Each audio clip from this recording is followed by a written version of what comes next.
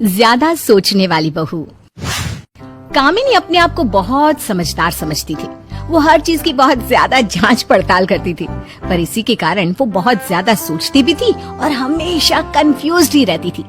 एक दिन उसकी सास कांता उसे बाजार से सब्जी लाने को बोलती है।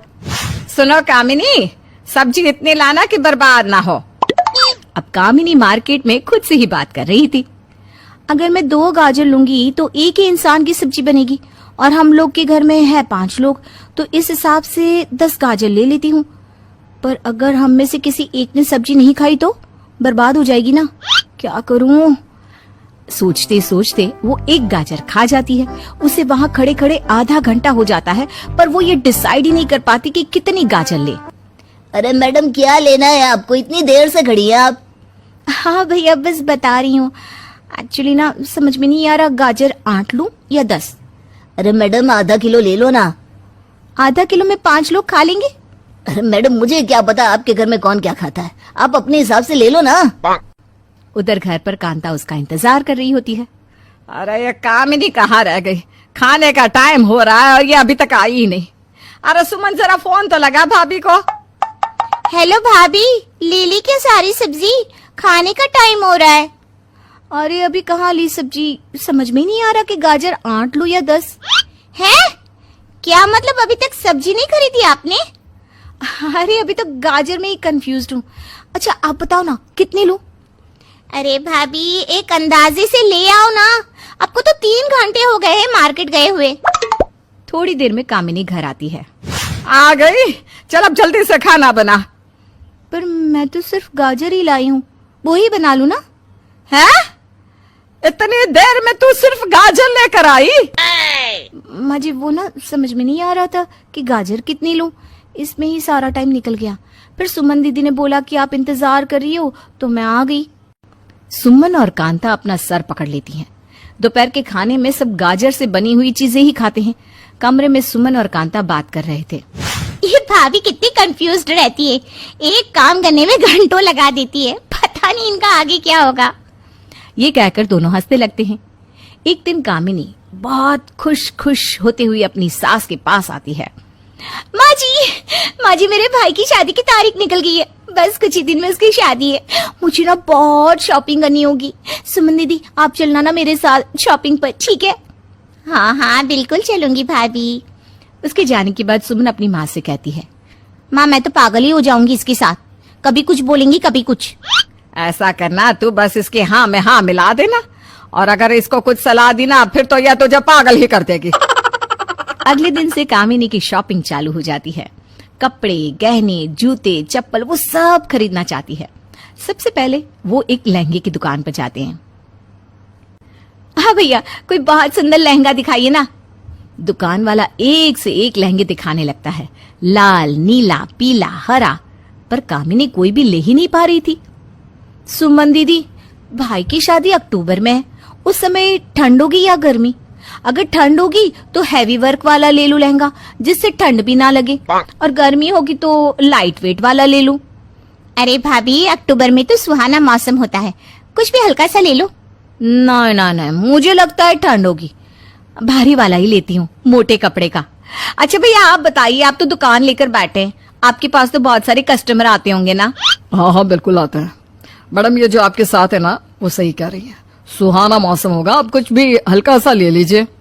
अच्छा ऐसा करो, कुछ दिखाओ भैया, हल्का सुंदर सा। वो पहले वाले सारे लहंगे हटाकर दूसरे दिखाता है। कामिनी सारे पहन कर देखती है। उन्हें बैठे बैठे घंटों हो जाते हैं, पर अभी तक कामिनी एक भी लहंगा नहीं ले पाती। नहीं भैया, ये तो अच्छे नहीं लग रहे, आप भारी वाला दिखाइए ना। भाभी, अब कल आ जाए, मुझे भूख लग रही है। अरे बस दीदी, थोड़ी देर और। दुकानदार भारी लहंगे दिखाने लगता है। कामिनी को एक बैंगनी रंग का लहंगा अच्छा लगता है।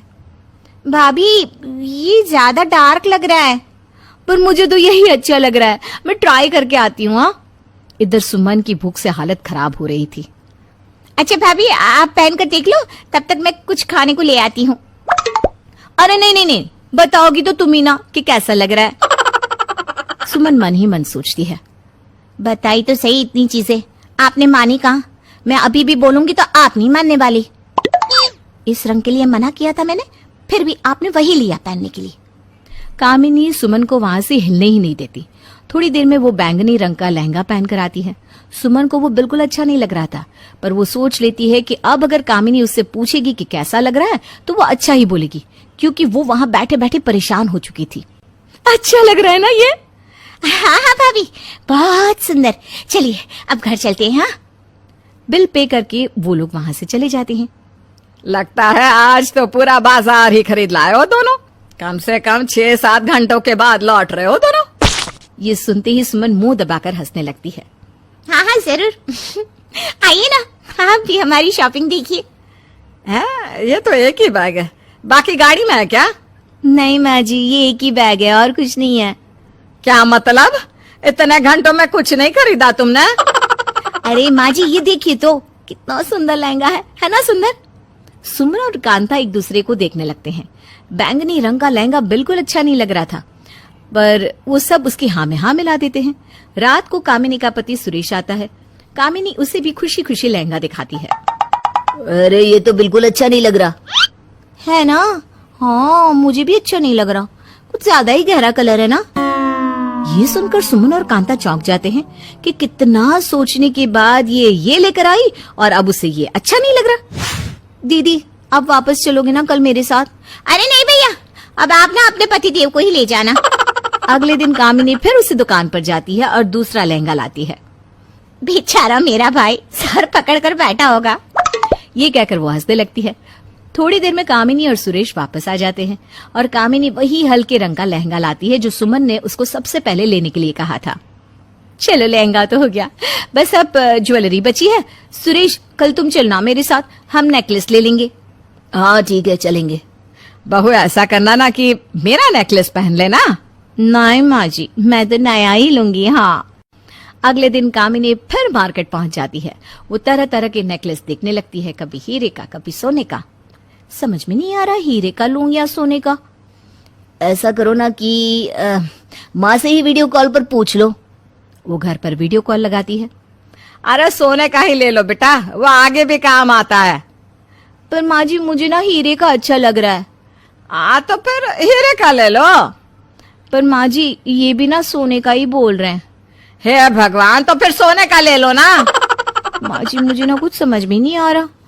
चलिए देखती हूँ कौन सा लेना है। भाई कामिनी जल्दी करो, और काम भी तो है, मुझे ऑफिस का काम भी करना है। हाँ हाँ, बस देख रही हूँ ना। ये कहते कहते वो सोने और हीरे का हार छोड़कर पन्ने के हार की कीमत पूछने लगती है। अरे भाई तुम बस करो, इन दोनों में से ही कुछ डिसाइड कर लो। हाँ ना, सोचती हूँ। थोड़ी देर में वो लोग हार लेकर घर पहुंचते हैं। दिखा दिखा क्या लेकर आए। हाँ हाँ भाई दिखाओ, कौन सा नेकलेस सिलेक्ट किया। तभी कामिनी हीरे के हार का डब्बा निकालती है। अरे मैंने इतना कहा था कि सोने का लाना, फिर भी हीरे का ले आई। वो धीरे से दूसरा डब्बा भी सरका देती है। हैं, इसमें क्या है? सुमन उसे खोलती है तो उसमें सोने का हार होता है। वो दोनों अपना सर पकड़ लेती है। भाई कामिनी, तुम खुद तो इतना कंफ्यूज्ड रहती हो, दूसरे को भी पागल कर देती हो, और आखिर में वही करती हो जो तुमने सोच रखा होता है। भैया भगवान बचाए तुम्हारे साथ शॉपिंग जाने से तो। ये बात सुनकर सब हंसने लगते हैं।